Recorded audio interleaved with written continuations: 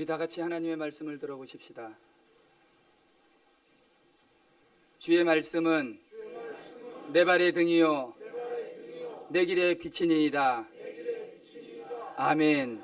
여러분, 이 말씀이 여러분 인생의 빛이 되시기를 주님의 이름으로 축원합니다. 오늘 우리에게 주시는 하나님의 말씀은 사무엘상 2장 11절로 26절까지의 말씀입니다. 구약성경 410쪽에 있습니다. 사무엘상 2장 11절로 26절 말씀을 봉독해 드립니다. 엘가나는 라마의 자기 집으로 돌아가고 그 아이는 제사장 엘리 앞에서 여호와를 섬기니라. 엘리의 아들들은 행실이 나빠 여호와를 알지 못하더라.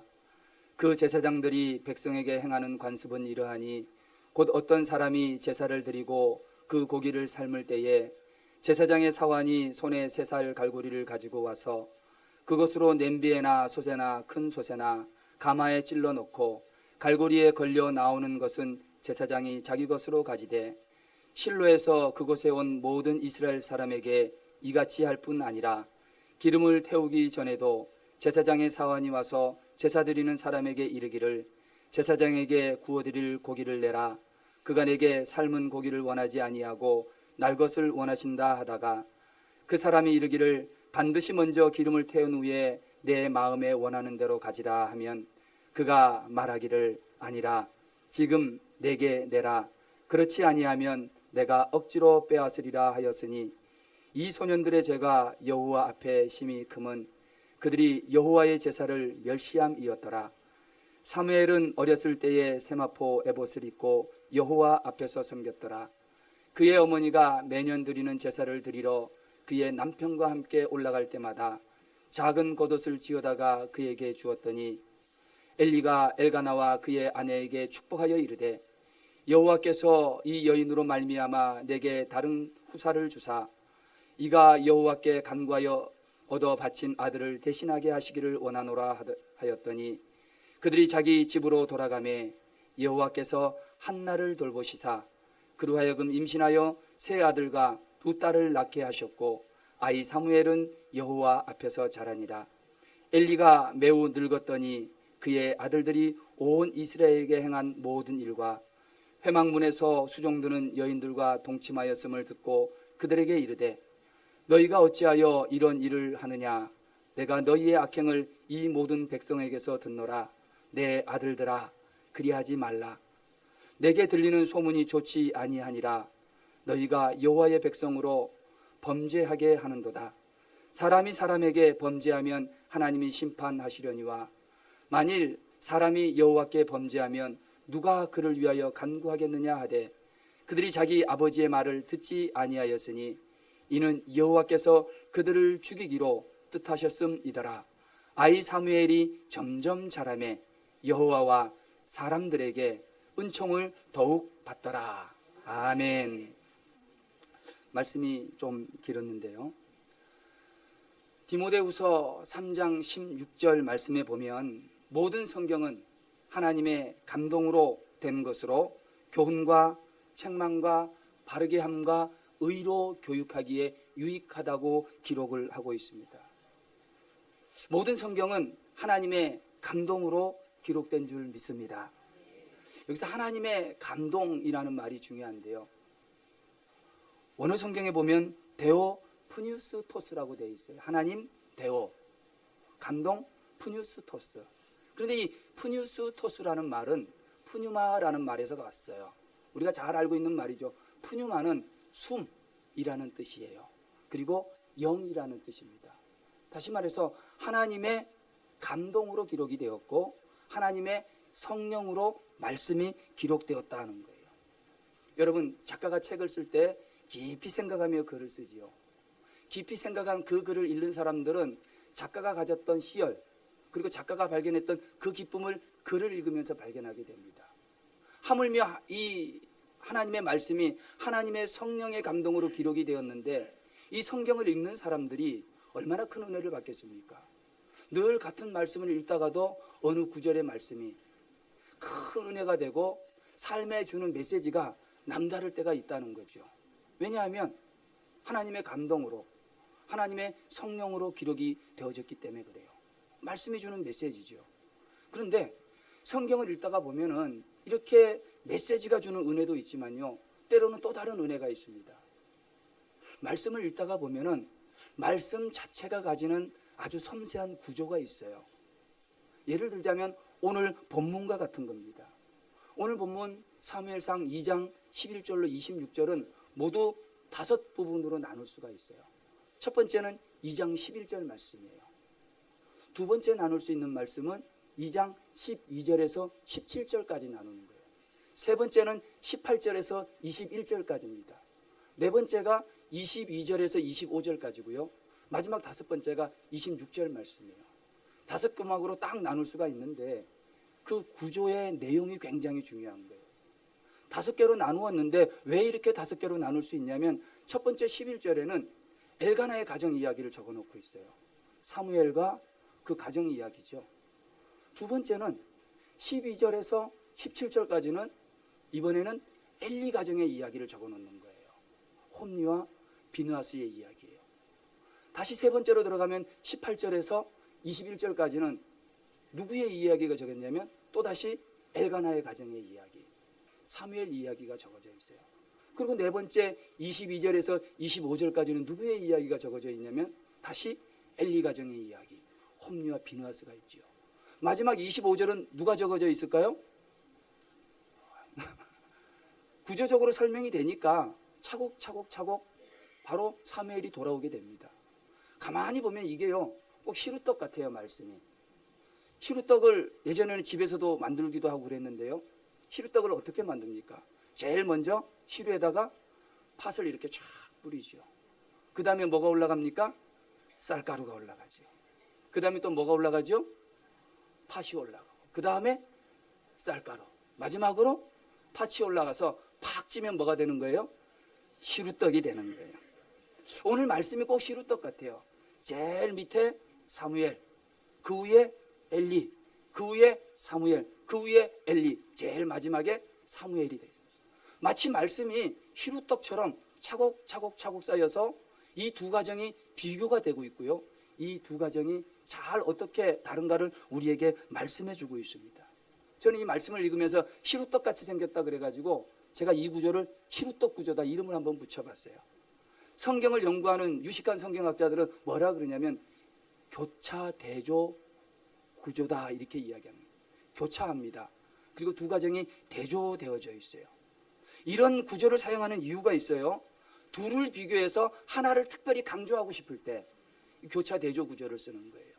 오늘 본문이 이런 교차 대조 구조예요.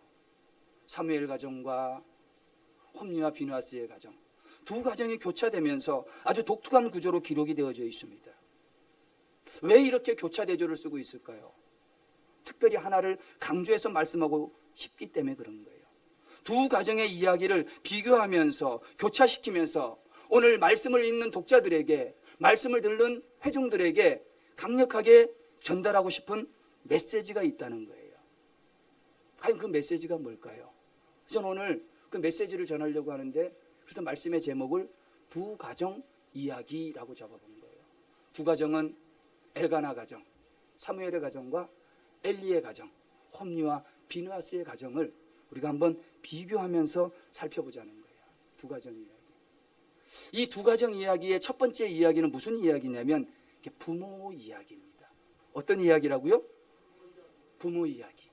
부모님들의 이야기를 먼저 성경은 비교해 놓고 교차적으로 설명해 놓고 있어요. 11절과 19절, 12절과 24절의 말씀인데 읽지는 않을게요. 제가 말씀드린 이 네 구절과 이 사무엘상 2장 전체를 읽어보면은 두 가정의 부모들이 등장을 합니다.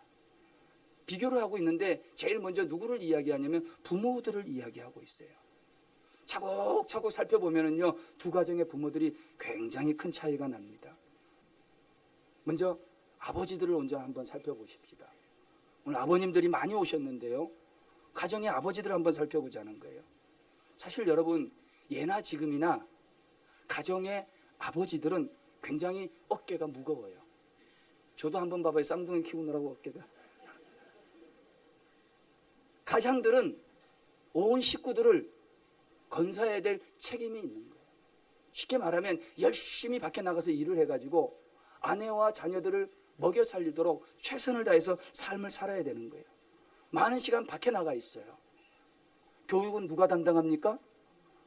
엄마들이 담당하는 거예요. 이게 이제 현 시대의 문제이기도 합니다. 그런데요, 그런 와중에서도 잘 자라서 참 예의 바르다, 참 가정교육 잘 받았네 하는 그런 아이들을 간혹 보게 되거든요. 근데 그 가정을 가만히 살펴보면 아빠가 바빠서 밖으로 나다니는 것 같은데 교육에 뒤에서 핵심의 큰 무게를 잡고 있는 분이 있어요. 그게 누굽니까? 그게 아버지예요. 엄마가 아무리 무서워도요, 애들이 좀 크면 엄마 어떡합니까? 무시당해 보셨군요. 그런데 아버지가 있으면요, 꼼짝 못하거든요. 오늘 이 가정의 아버지들을 한번 살펴보자는 거예요. 먼저 엘가나를 한번 살펴볼까요? 사무엘의 아버지입니다. 11절 말씀을 한번 보세요. 말씀에 엘가나는 라마의 자기 집으로 돌아가고 그 아이는 제사장 엘리 앞에서 여호와를 섬겼다, 이렇게 이야기를 합니다. 저 오늘 이 가정의 이야기가 어떤 이야기냐면, 엘가나가 아내가 있었죠. 한나라고 하는 아내입니다. 이 한나는 불임이었어요. 자녀를 가질 수가 없었어요. 근데 우여곡절 끝에 겨우겨우 아들 하나를 낳았어요.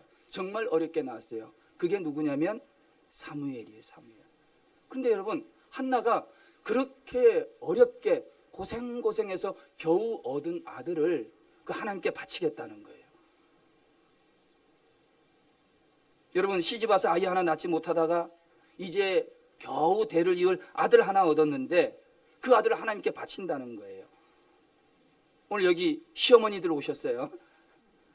며느리가 시집 와가지고 몇 해 동안 아이가 없다가 겨우 떡두꺼비 같은 아들 하나를 낳았는데 그 아들을 어떻게 하겠다고요?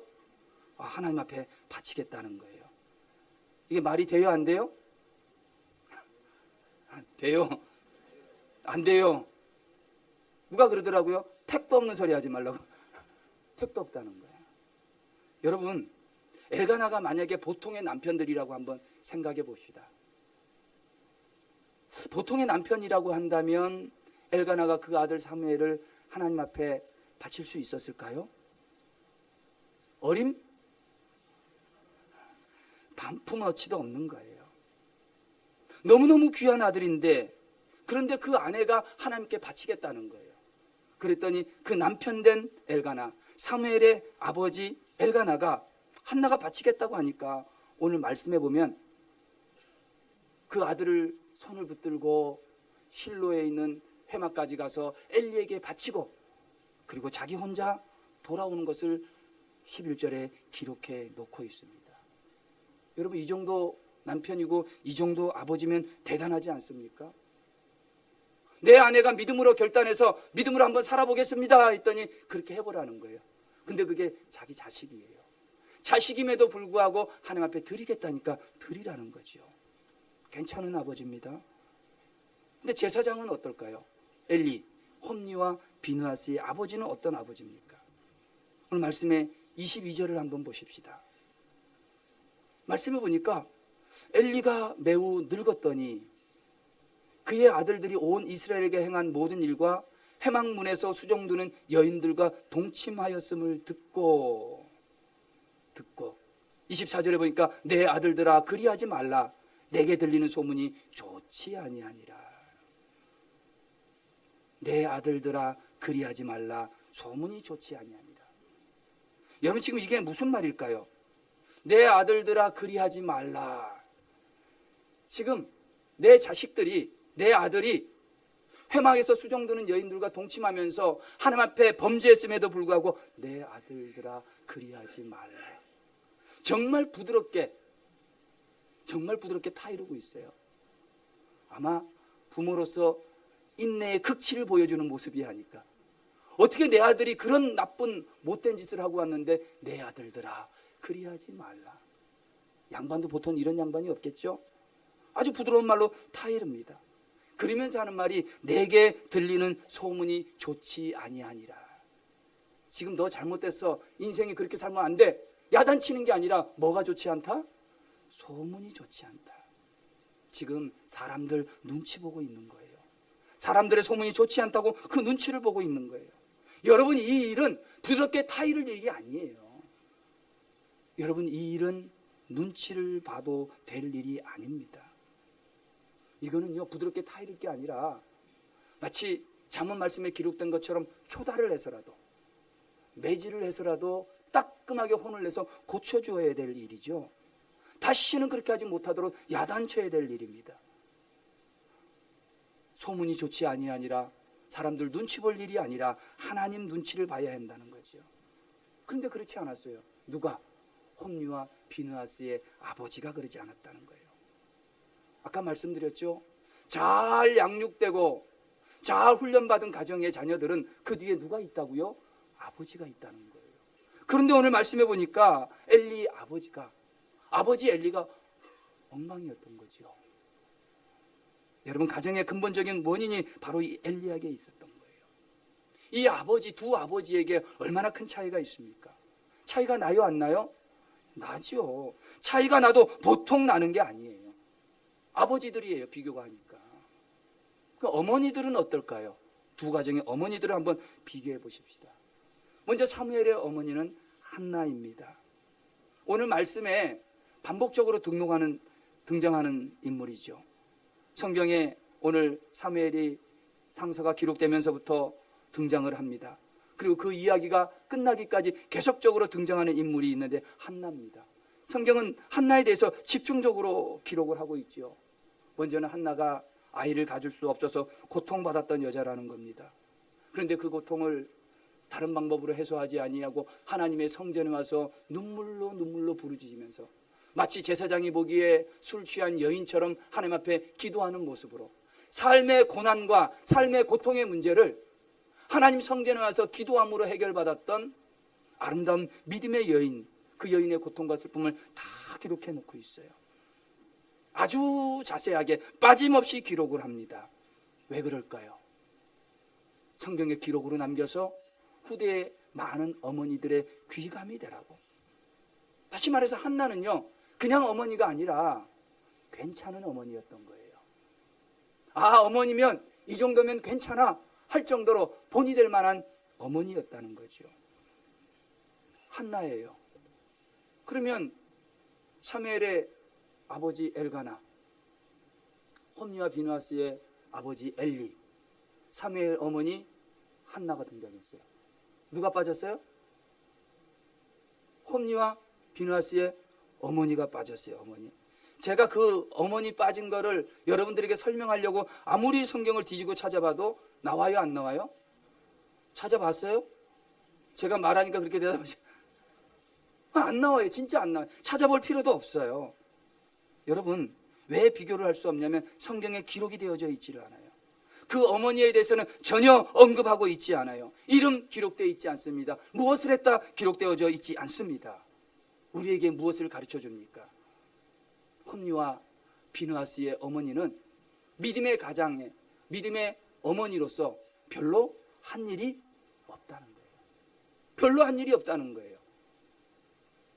예전에 저희 아버님이 제가 뭘 잘못하거나 실수를 하면은 우스갯소리로든지 야단을 치면서 저희 어머니 보고 뭐라고 이야기하는지 아십니까? 저것도 아들이라고 낳고 미역국 먹었네. 한 일이 없다는 거예요. 한 일이. 홈리와 비느하스의 한 일이 딱 하나예요. 뭐란 거예요? 그 어머니가 한 일은 홈리하고 비느하스라는 아들을 낳은 거, 그리고 미역국 먹은 거. 그거 하나예요. 하나. 성경에 기록될 만한 믿음의 어머니로서 본이 될 만한 내용이 하나도 없다는 거예요. 한심한 어머니죠. 여러분, 지금 두 가정의 부모 이야기를 들으셨어요. 아버지도 차이 나고 어머니도 차이 납니다. 엄청난 차이가 납니다. 그런데 여러분, 차이 나는 게 중요한 게 아니라 진짜 중요한 거는 그렇게 차이 나는 가정의 마지막 결론이 어떻게 되느냐 하는 것이 중요합니다. 엘가나와 한나의 가정에는 정말 놀라운 축복이 임했습니다. 그러나 엘리 제사장과 이름 없는 어머니의 그 가정은 하나님의 저주가 임해서 한나란 시에 온 집안 식구들이, 모든 남자들이 죽음을 당하는 비운의 가정이 됐다라는 사실이에요. 여러분, 오늘 우리가 잘 기억해야 될 것이 있습니다. 흔히 이야기할 때 문제아, 비행 청소년 이런 말들이 있습니다. 그런데 여러분, 오늘 성경에 비추어서 살펴보면요, 문제아도 없고요, 비행 청소년도 없어요.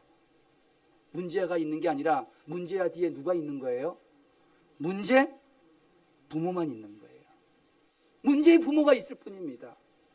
그 가정이 어떠한 가정이냐라고 할 때 아이들을 보고 이야기하는 게 아니라 아이들 뒤에 있는 부모를 보고 그 가정을 우리는 이야기하게 되기 때문입니다. 사랑하는 우리 한마음교회 성도 여러분, 오늘 여러분은 이 4명의 부모들 가운데 어떤 부모가 되시기를 원하십니까? 오늘 이 시간에 나온 모든 아버지들은 엘가나와 같은 신실한 신앙의 호주들, 가정의 제사장들이 되어지시기를 주님의 이름으로 축원합니다. 오늘 이 자리에 있는 어머니들은 한나와 같은 믿음의 본이 될 만한 신실한 어머니들이 되시기를 주의 이름으로 축원합니다. 이게 첫 번째 이야기예요. 부모 이야기. 자, 이 가정, 두 가정 이야기에 부모 이야기가 이렇게 끝이 나고요. 두 번째 이야기가 있습니다. 두 번째 이야기는 예배 이야기입니다. 예배 이야기. 이 두 가정이 오늘 교차되는, 비교되는 말씀을 통해서 어떻게 예배 생활을 했는가 하는 것을 보게 됩니다. 먼저 우리 엘가나 가정을 한번 살펴보십시다. 엘가나 가정이 어떻게 예배 생활을 했는가. 18절 말씀 읽어드리면, 사무엘은 어렸을 때에 세마포 에봇을 입고 여호와 앞에서 섬겼더라, 이렇게 이야기합니다. 아까 12절 말씀에 그 어린 젖을 띠자마자 아버지 엘가나가 사무엘을 끌고 실로에 가서 엘리 제사장에게 맡기고 왔거든요. 성전에 바쳐졌어요. 오늘 본문은 그것을 어렸을 때라고 이야기를 합니다. 여러분, 나중에 뒤에 가서 성경을 읽어보시면 알겠지만 그 어린 사무엘이 엘리 품에서 잠을 잔 게 아니에요. 나중에 사무엘아 사무엘아 부를 때 홀로 성전에서 잠을 잤다고 이야기를 하거든요. 홀로 성전에서 잔 거예요. 여러분, 그 꼬맹이가 아무도 없는 적막한 회막 한가운데서 홀로 누워 잠을 잤다. 여러분, 밤이 되면 얼마나 무서워요. 꼬맹이들 화장실 가라면 예전에 화장실이 다 집 밖에 있을 때 갑니까 안 갑니까? 엄마가 가든지 아버지가 따라가든지 따라가야 됩니다. 이 꼬맹이가 거기서 그렇게 신앙생활하며 자라온 거예요. 여러분, 겨울의 밤이 얼마나 길어요? 얼마나 길어요. 그 긴 밤 엄마도 보고 싶고 아빠도 보고 싶어서 그 꼬맹이가 흘렸던 눈물이 얼마나 많았겠어요. 그런데 오늘 성경에는 그럼에도 불구하고 여호와 앞에서 섬겼더라, 이렇게 이야기하는 거예요. 여호와 앞에서 섬겼다는 것은 다른 이야기가 아니에요. 그것은 엘리 제사장을 도와서 제사 드리는 일을 도운 거예요. 요즘 말로 이야기하면 예배를 도왔다는 말이죠. 결국에 사무엘은 젖을 떼면서 어려서부터 주의 종을 도우면서 함께 예배하고 예배를 돕는 사람으로서의 삶을 살았다는 거죠. 결국 비록 어렸지만은, 아주 어린 꼬맹이였지만은 어려서부터 예배를 도우며 예배의 주체가 되어지며 예배의 중심의 생활을 했다는 거예요. 여러분, 대견하지 않습니까? 정말 대견한 거예요. 그런데 사무엘이 그렇게 어려서부터 이렇게 예배 생활을 잘했다고 한다면 그 시작을 어디로부터 살펴보면 될까요? 사무엘의 예배 중심의 신앙생활은 누구로부터 시작이 된 걸까요? 19절에 한번 보세요. 19절 말씀 제가 읽어드릴게요. 그의 어머니가 매년 드리는 제사를 드리러 그의 남편과 함께 올라갈 때마다 작은 겉옷을 지어주었다. 상반절만 보시면 됩니다. 매년 제사를 드리러 남편과 함께 올라갔다는 거예요. 여러분, 매년 제사를 드렸다는 말의 의미는 무엇일까요? 이스라엘 백성들은 3대 절기가 되어지면 온 가족들이 다 성전을 찾아가서 하나님 앞에 제사를 드려야 되는 거예요. 그걸 빠짐없이 3대 절기 모두 찾아서 정기적으로 매년 드리는 제사를 하나님의 성전까지 가서 드린 거예요. 집이 멀어도 가야 되는 거예요. 집이 가까워도 와야 되는 거예요. 집이 분당이라도 와야 되고요. 집이 저 강원도라도 와야 되고요. 성전까지. 그렇게 왔다는 얘기예요. 그런데 그렇게 올 때 혼자 오지 아니하고 누구랑 왔냐면 오늘 말씀해 보니까 누구랑? 남편과 함께 왔다는 거예요. 정기적으로 예배를 드리고 예배를 소중하게 여길 뿐만이 아니라 남편과 함께 예배했어요. 이게 중요한 겁니다. 오늘 남편들 잘 나오셨어요. 여러분, 신앙생활은 아내 혼자 잘한다고 되는 게 아니에요. 여보, 나는 바쁘니까 당신이 좀 기도해도 가고 봉사도 하고 전도도 하는 일 당신이 좀 많이 해. 나는 그냥 집에서 기도나 할게. 그러지 않았어요. 매년 제사를 드릴 때 남편도 함께 갔다는 거예요. 여러분, 남편이라고 하는 존재는 뭐냐면 아내의 가장 든든한 신앙의 후원자, 아내가 신앙생활할 때 잘 신앙생활할 수 있는 가장 좋은 동역자라는 거예요. 그래서 부부가 함께 신앙생활했다는 거예요. 함께 갔다는 겁니다. 여러분, 오늘 이것이 우리에게 가르쳐주는 것은 뭐예요?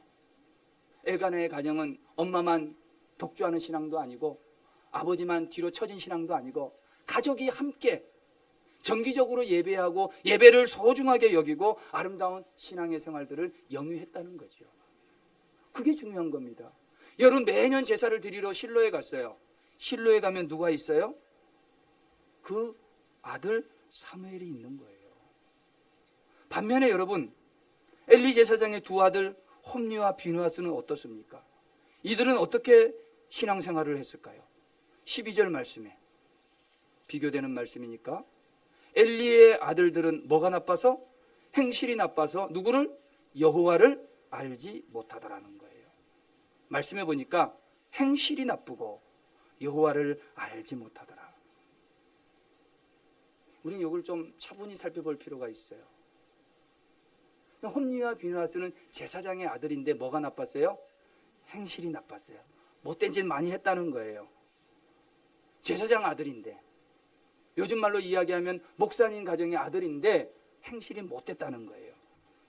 그런데 여러분, 그거 너무 이상하게 볼 필요 하나도 없어요. 제사장의 아들도 뭐예요? 사람이죠. 제사장의 아들도 미운 7살이 있고요. 제사장의 아들도 사춘기가 있는 거예요. 여러분, 미운 7살이 되고 사춘기가 되면 어떻게 하고 싶어요? 삐뚤어지고 싶어요. 그런 마음이 생기는 거예요. 괜히 반항해보고 싶고 괜히 한번 강짜 놓고 싶은 마음이 있는 거예요. 행실이 그래서 나빠질 때도 있어요. 그래, 여러분, 장로 아들이 왜 그래? 목사 아들이 왜 그래? 그러면 됩니까? 안 됩니까? 안 됩니다. 근데 여러분, 행실이 나쁜 건 사실 그것도 문제이긴 하지만 근본적인 문제는 아니에요. 진짜 문제는 따로 있어요. 오늘 말씀해 보니까 행실이 나빠서 누구를 몰랐어요? 여호와를 몰랐다는 거예요. 진짜 문제는 행실이 나쁜 게 문제가 아니라 하나님을 알지 못하는 것, 이게 문제라는 거예요. 여러분, 하나님을 알지 못하는 건 굉장히 심각한 문제예요. 그럼 자녀를 양육할 때 이게 보통 심각한 문제가 아니잖아요. 이게 굉장히 힘든 문제잖아요. 저도요, 두 아들을 키웁니다.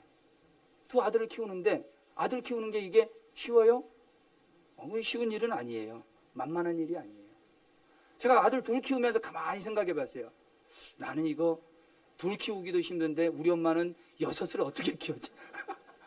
6이 뭡니까? 여기 계신 분들 7도 있고 8도 있고. 여러분, 우리가요, 자녀를 키우다 보면 자녀들의 행실이 나쁠 때도 있어요. 저거 참 안 되는데 그럴 때도 있습니다. 여러분, 우리들의 자녀들도 방황할 수도 있고요. 때로 우리들의 자녀들이 곁길로 갈 수도 있고요. 우리들의 자녀들이 삐뚤어지고 싶을 때도 있어요. 그런데 괜찮아요. 다 괜찮아요. 삐뚤어지면 바로 잡아주면 돼요. 곁길로 갔다가 다시 돌아오면 돼요. 근데 안 되는 게 하나 있어요. 뭐는 안 될까요? 하나님을 모르는 것은 절대로 안 된다는 거예요. 그런데 여러분, 하나님을 모르기 시작하면 심각한 문제가 생기는데 어떤 문제가 생기냐면 그게 17절이에요. 이 소년들의 죄가 여호와 앞에 심히 크면 그들이 여호와의 제사를 멸시함이더라. 여러분, 하나님을 모르기 시작하는 사람은 어디까지 결론에 도달하게 되냐면 하나님의 제사를 멸시하는 일에 도달하게 되는 거예요. 홈리와 비누아스는 아버지가 제사장이어서 장차 제사장이 될 사람들이에요. 제사장이 되면 제사를 주관하는 거예요. 제물을 하나님 앞에 바치는 일을 하는 거예요. 예배 인도자가 되는 거예요. 그런데 예배를 멸시하는 거예요.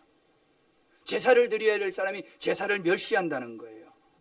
여러분, 이거 있을 수 없는 일입니다. 근데 중요한 건 뭐냐면, 하나님을 모르면, 하나님을 만나지 않으면 마지막 결론에는 예배를 멸시하는 단계에 이르게 된다는 사실입니다.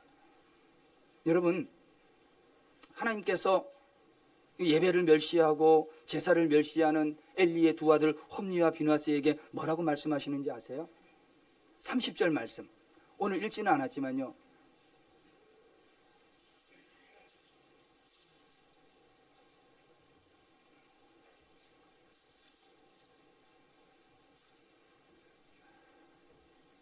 (30절) 말씀에 뭐라고 되어 있습니까? 나를 존중히 여기는 자를 나도 존중히 여기고 나를 멸시하는 자를 내가 뭐하리라? 경멸하리라. 여러분, 예배를 존중하는 자를 하나님이 그 사람을 존중하겠다는 거예요. 예배를 멸시하냐? 그럼 나도 그 사람을 멸시하겠다는 거예요. 그래서 여러분, 예배 생활은요, 사무엘처럼 어릴 때 잘 가르쳐야 돼요. 예배 생활이라고 하는 건 어리면 어릴수록 가르치기 좋다는 거예요. 어릴 때 가기 싫어 그럴 때 어떻게 하면 됩니까? 초달을 해야죠. 때려야죠. 그리고 손으로 어떻게 해야 돼요? 교육적으로 잘못됐나요? 그럴 수도 있어요. 그러나 성경은 분명히 야단쳐라도 아이들에게 가르쳐라는 거예요.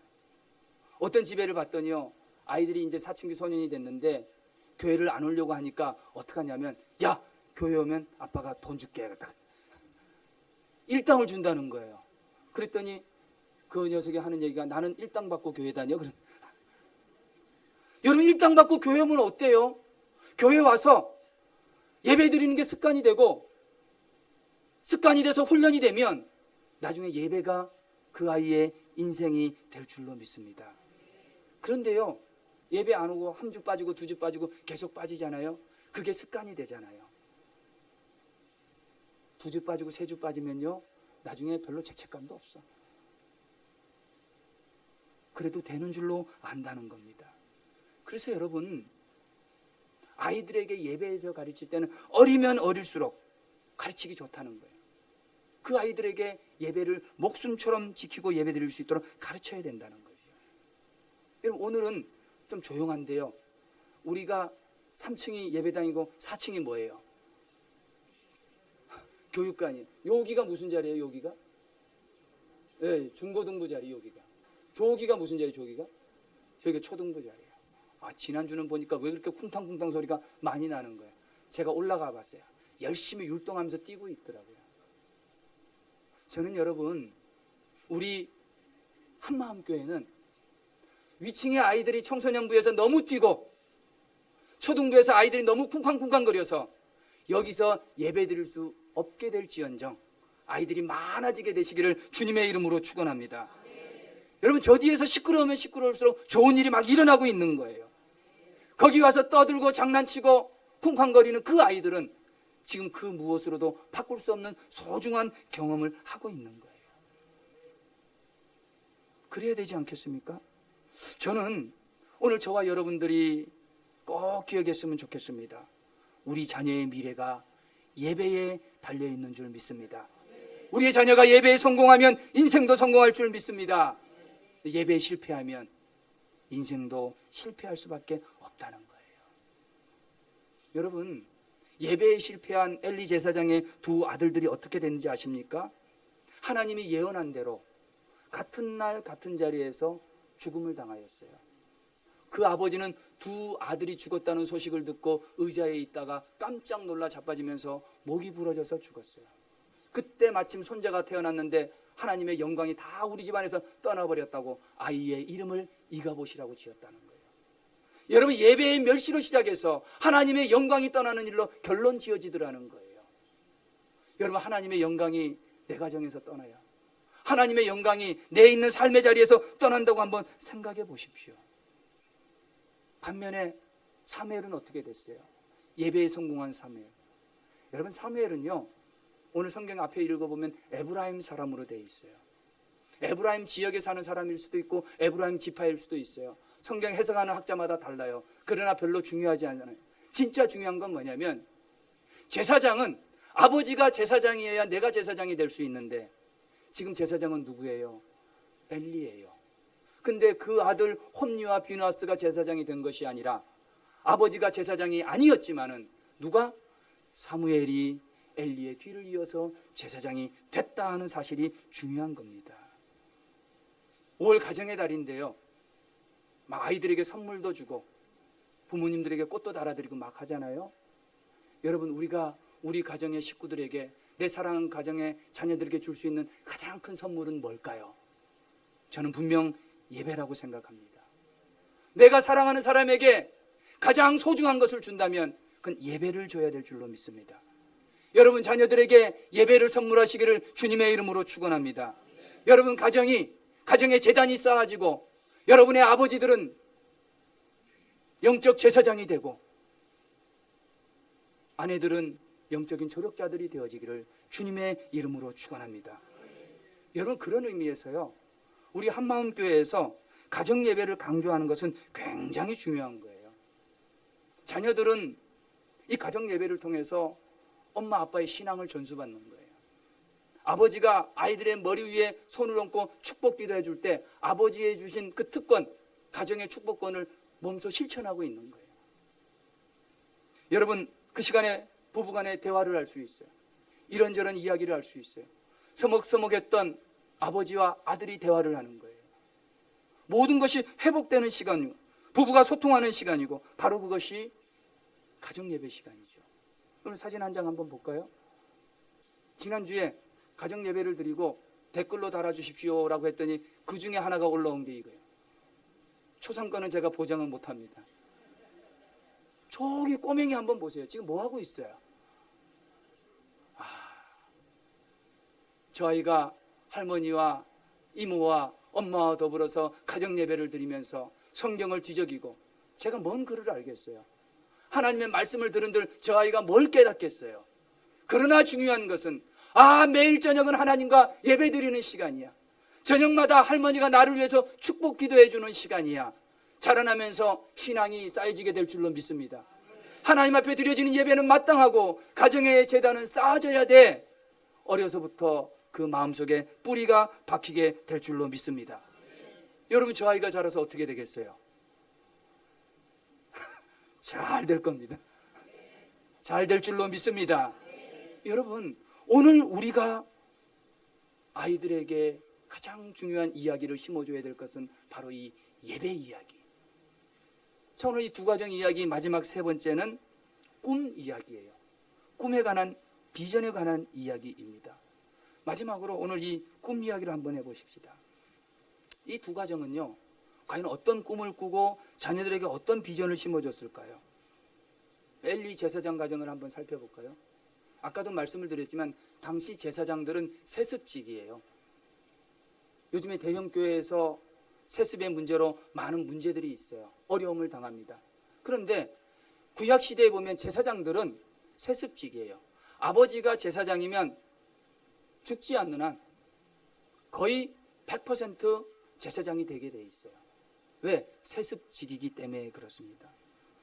제사장의 아들로 태어났기 때문에 홈리와 비느하스는 저절로 당연히 제사장이 될 거예요. 당연히 될 것이기 때문에 특별히 노력할 필요가 없어요. 당연히 제사장이 되기 때문에 어떤 꿈을 꾸지 않아도 돼요. 이런 걸 요즘 말로 이야기하면 뭐라 그러죠? 그래요, 맞아요. 금수저예요. 뭐 항공사의 아버지가 회장이니까요, 자녀들도 저절로 높은 고위직이 되는 거예요. 만약에 그 사람들이 입사 시험을 치르고 입사를 해가지고 경쟁력을 뚫고 대리, 과장 차곡차곡 진급해서 그 자리까지 갔다고 한다면 그런 행동을 할 수 있겠습니까? 절대 못합니다. 왜? 자기들이 금수저니까. 저절로 내 아버지가 회장이기 때문에 나도 그렇게 된다라고 생각하는 거예요.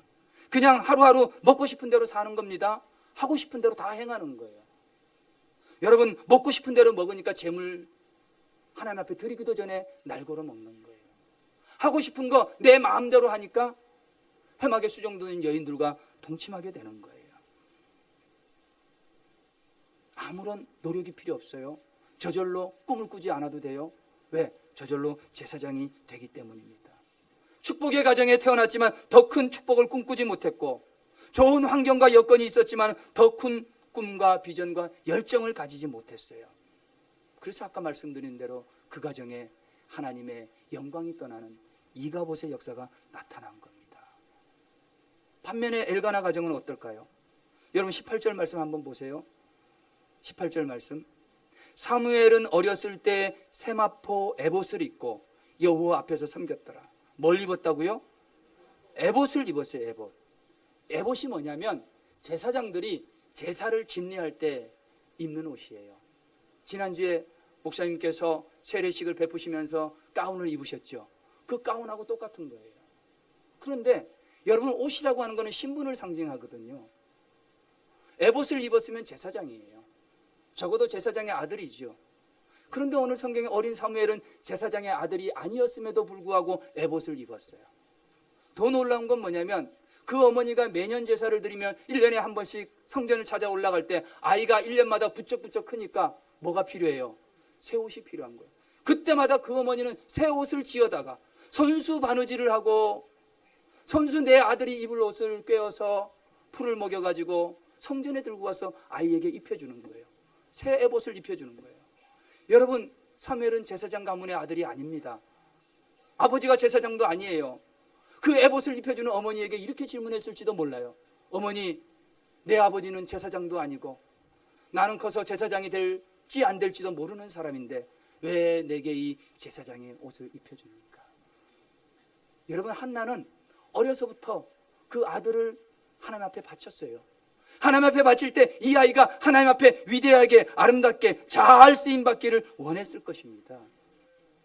그래서 해마다 새 옷을 지어주면서 너는 하나님의 종이 될 거야. 너는 위대한 하나님의 일꾼이 될 거야. 너는 이스라엘을 구원하는 사사가 될 거야. 꿈을 심어주고 비전을 심어줬다는 거예요. 그 사무엘이 어떻게 됐습니까? 사울을 왕으로 세우고 다윗을 왕으로 세우고 그런 위대한 사사가 되지 않았습니까? 여러분, 우리 가정의 이야기대로 한번 돌아가 볼까요? 여러분, 저나 여러분들이나 자녀들이 다 있고요, 후손들이 있는데 여러분, 그 후손들에게 어떤 꿈과 비전을 심어주십니까? 저도요, 두 아들에게 눈만 뜨면 이야기합니다. 뭐 열심히 해라? 공부 열심히 해라. 공부 열심히 해라. 왜 공부 열심히 해야 돼요? 공부 열심히 해야 어디 가니까? 좋은 대학 가니까. 좋은 대학 가야만 어디에 갑니까? 좋은 직장. 맞아요. 좋은 직장 가서 결혼 자금 딱 벌어가지고 그 다음에 뭐 해야 돼요? 맞아요. 좋은 배우자를 만나야 돼요. 저도 그래서 아이들에게 이야기를 합니다. 열심히 해라. 공부할 수 있는 시간이 늘 있는 건 아니야. 최선을 다해. 후회하지 않게 공부해. 이야기를 합니다. 여러분, 저는 저의 자녀들이나 여러분의 자녀들도 열심히 공부하고 열심히 직장을 다니고 열심히 사업을 해서 이 세상에서 높은 고지를 차지하게 되시기를 주의 이름으로 축원합니다. 근데 왜 고지를 차지해야 되냐면 높은 자리에 있는 사람은 그 아래쪽에 있는 많은 사람들에게 큰 영향력을 발휘할 수 있기 때문에 그래요. 전쟁을 하고 전투를 할 때 고지를 차지하려고 싸워요. 높은 자리에 올라가려고 그래요. 왜요? 거기에 있으면 승리할 수 있으니까. 여러분, 우리가 열심히 공부하는 까닭이 무엇입니까? 열심히 공부해서 좋은 대학 가는 이유는 무엇이에요? 그것은 이 땅에서 그리스도인으로 고지를 차지하고 예수님의 이름을 증거하고 복음을 증거하는 좋은 자리를 선점해서 나만 잘 먹고 잘 사는 게 아니라 그리스도의 복음을 전하는 하나님의 사람으로 살라는 거룩한 꿈과 비전을 심어줘야 될 줄로 믿습니다. 이게 거룩한 꿈이에요. 여러분, 오늘 우리가 이 땅에 믿음의 삶을 살면서 여러분 자녀들이 나만 잘 되는 게 아니라 그 잘됨을 가지고 주를 위해 쓰임받는 거룩한 꿈을 심어주시기를 주님의 이름으로 축원합니다. 오늘 말씀에요, 두 가정 이야기라 그랬어요. 엘가나와 엘리의 가정, 두 가정 이야기입니다. 큰 차이가 있고 결론에도 큰 차이가 있어요. 어떤 한 사람이 두 가문을 연구해 봤다고 그래요. 믿음 생활 잘하는 사람이 있고 그렇지 않는 사람이 있는데 그들의 후손이 어떻게 될까 하고 그 가계도를 연구했다는 거예요. 족보를 찾고 전화를 하고 인터뷰를 하고 찾아가서 그 가문이 어떻게 후손으로 몇 대에 이르기까지 몇 명이 태어나고 어떻게 됐는가 하는 걸 조사했다는 거예요. 한 사람을 조사했는데 그 사람은 프린스턴 대학의 총장이었던 조나단 에드워드라는 사람이에요. 이 사람은 미국의 영적 대각성 부흥운동을 일으킨 주역이기도 합니다. 믿음의 생활을 잘했고요. 신앙이 좋은 여인을 만나서 아름다운 믿음의 가정을 만들었다고 합니다. 그가 죽은 지 150년이 지났는데요. 후손들을 조사해 봤더니 많은 사람들이 태어났다고 합니다. 세월이 흐른 후에 태어난 조나단 에드워드의 후손은 모두 873명입니다. 그 후손들을 분류해 보니까요. 대학 총장이 12명, 교수가 65명, 의사가 60명, 목회자와 성직자가 100명, 군 장성이 75명, 책을 쓰는 저술가가 85명, 변호사가 100명, 판사가 30명, 국가공무원이 80명, 국회의원이 5명, 미국 부통령이 1명, 그리고 평범한 신앙생활하는 신앙인 260명의 후손들이 있더라는 거예요. 별로 놀라지도 않으시네요. 너무 상관이 없는 일인가요? 그런데 여러분, 이렇게 신앙생활을 잘했던 조나단 에드워드의 친구가 있었어요. 그 친구의 이름은 맥스 주크라고 하는 사람입니다. 가계를 연구하는 사람이 그 친구도 같이 연구를 했는데요. 이 맥스 주크라고 하는 사람은 조나단 에드워드하고 같은 주일학교를 다녔다고 그래요. 근데 같은 주일학교를 다니다가 중간에 교회를 떠났습니다. 방탕의 길을 걸어갔습니다. 믿지 아니하는 여인을 만나서 결혼했습니다. 그리고는 신앙과는 상관없는 삶을 살았어요. 많은 사람의 입에 오르내리는 인물의 가정이 되었다는 겁니다. 그들의 후손을 보니까 모두 1292명인데 결과가 더 충격적이에요. 그 후손들을 가만히 분류해 보니까요. 어렸을 때 사망한 사람, 영아 사망자가 309명, 거지가 310명, 매춘부와 창녀가 50명, 도둑으로 감방에 들어간 사람이 60명, 놀랍게도 사람을 죽인 살인자가 70명, 평범한 신앙인은 53명에 불과하지 않았다는 거예요. 이 맥스 주크의 가문을 위해서요, 국가에서 쏟아부은 공적 자금이 엄청나다는 거예요. 감옥에서 그 사람들을 다 먹여 살리려니 얼마나 많이 돈이 들겠어요. 진짜예요. 여러분, 오늘 우리는 두 가정 이야기를 들어보았습니다. 엘가나 가정과 엘리의 가정, 그리고 사람들이 연구해 놓은 조나단 에드워드와 맥스 주크의 가정을 살펴보았습니다. 여러분, 오늘 우리는 어떤 가정 이야기가 여러분 가정에 있어야 되겠습니까? 저는 먼저 여러분 가정은 좋은 부모의 이야기로 넘쳐나시기를 주님의 이름으로 축원합니다. 성공적인 예배의 이야기가 있기를 주의 이름으로 축원합니다. 무엇보다도 자녀들에게 거룩하고 멋진 꿈을 심어주는 꿈으로 가득 찬 가정들 되시기를 주님의 이름으로 축원합니다. 기도하시겠습니다. 하나님, 5월 가정의 달을 맞이하여서 온 가족이 믿음 안에서 회복되게 하시고 하나님 앞에 영광 돌리는 축복의 가정들 되게 하여 주옵소서. 우리 모두가 좋은 부모 되게 하여 주옵소서. 우리의 가정이 성공적인 예배 이야기로 가득 차게 하여 주옵소서. 우리의 사랑하는 자녀들에게 세상의 헛된 꿈과 비전이 아니라 거룩한 꿈, 멋진 꿈을 심어주는 꿈 가득 찬 가정들 되게 하여 주시옵소서. 감사를 드리며 예수님의 이름으로 기도합니다. 아멘.